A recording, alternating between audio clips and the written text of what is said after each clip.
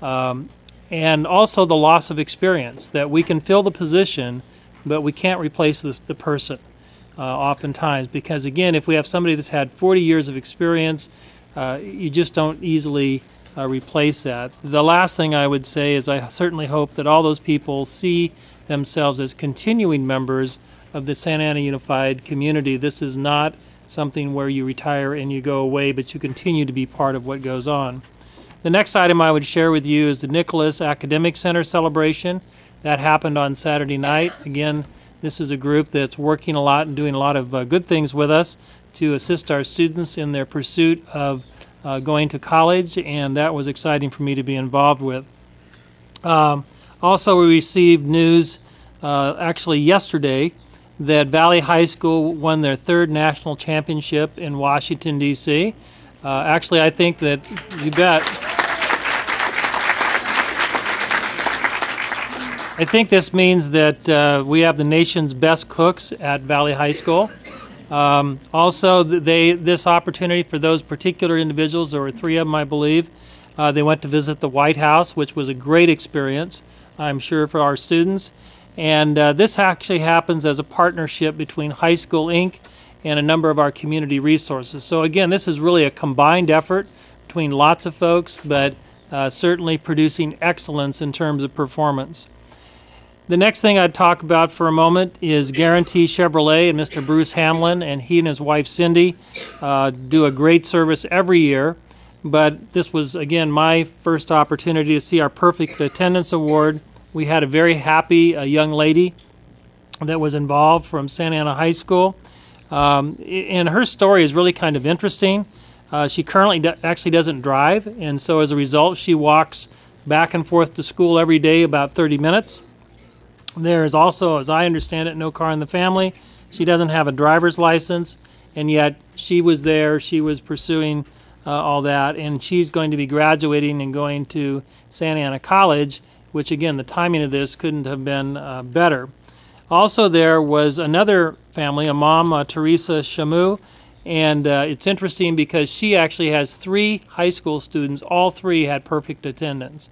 So again, it's just not one student. We actually had almost 1,000 students that qualified for this engagement. And I believe in the back there they have a very brief 2-minute piece out of Channel 2 News that kind of quickly tells the story and introduces you to the young lady involved.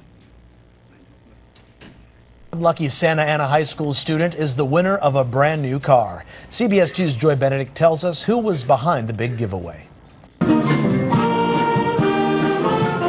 It felt like a school assembly, but on a Saturday at a car dealership, and everyone here hoped to win a car. It's pretty amazing and nice of their part. Guarantee Chevrolet offered up a 2014 Chevy Sonic to any high school student in the Santa Ana district with perfect attendance this year. This is just a small thing that we can do. This dealership has been in Santa Ana for more than 70 years. Bruce Hamlin says this car giveaway and encouraging young people to do their best is just his way of giving back. The more that we can get a student to go to school, the better educated he is, the better he's going to grow as an adult, and the better he's going to help the community. More than 900 students from 9 area high schools had perfect attendance this year, and hundreds chose to attend. Teresa Chamu has 3 children in high school, all with perfect attendance. My goal for them is get career. I wanted my family professional people. 5 names were drawn, and each student picked a key and then got a chance to start the car. Nicandra Lopez went first. This was her first time ever starting a car. All right, now turn it. And she won it. Now I will be able to drive once I get my license. The 18-year-old senior at Santa Ana High School walks to school 30 minutes each way every day, and still she made it every day. So not only does Nicandra not have a driver's license or a vehicle, but no one else in her family does either, making this truly a win for them all. And with graduation this month and college in the fall, these wheels are the perfect reward for a job well done. Joy Benedict, CBS 2 News. In addition to the student who won the car, the other 4 students, they were given $100 each, and a dozen more received smaller prizes. That Still is not a car, great. but It's you know. So once again, just a great Santa Ana celebration and great partnership with Guarantee Chevrolet and Bruce and Cindy Hamlin. I really appreciate them. Also, I'd like to report that I've been in a journey for the last, 6 months to visit every one of our school campuses, as well as some of the other facilities we have in the district. And as of this morning, I completed that with my visit to Monte Vista. And so it's been great to figure out where everything is and to kind of see how each campus is unique in terms of what they do and so forth. The other thing is tonight we'll be looking at the budget in the first part of that process, and we will adopt that later in the month. But in checking in with Sacramento, this is where I'm always reminded this is a process, and the big three are basically going into a meeting. So we will know more about what's going to happen, because basically the big three, that is the governor and the majority of both the Senate and the House, will get together and determine what they think the plan is. The issue really that's being discussed probably more than anything is how much money is available, and that's the big question. And from my view, basically, if I had to guess the outcome, and the outcome's probably going to be at the end of this week or the beginning of next week, I think the governor probably will have his way more than the legislature. Graduation season is upon us, and we'll be certainly facing that this next week. However, Middle College graduated last Friday night, and amongst their students, 47 of them are gaining their Associate Arts degree at the very same time. And it's also, I think, very noteworthy in the 21st century and the kind of economy that we have, that 62 of those students had seals of biliteracy, because biliteracy is certainly an asset within our economy and within our world economy. And then the late breaking news probably of the day, and my final item, is that we had a judge's decision come down today relative to the issue of seniority. And there was a lawsuit that had been filed out of LA Unified, and the judge in that case found it to be unconstitutional. And that's typically involved in terms of determining teacher retention and placement. I'm sure that there will be an appeal, so this is only a step in a longer process. And there's no further information, and the issue is not resolved. The other question is, if that action were to be sustained, the next question is, if it's not seniority, what is the determining factor? So there's lots of questions, but this is a groundbreaking lawsuit, and the first part of the decision, meaning the judge's decision today.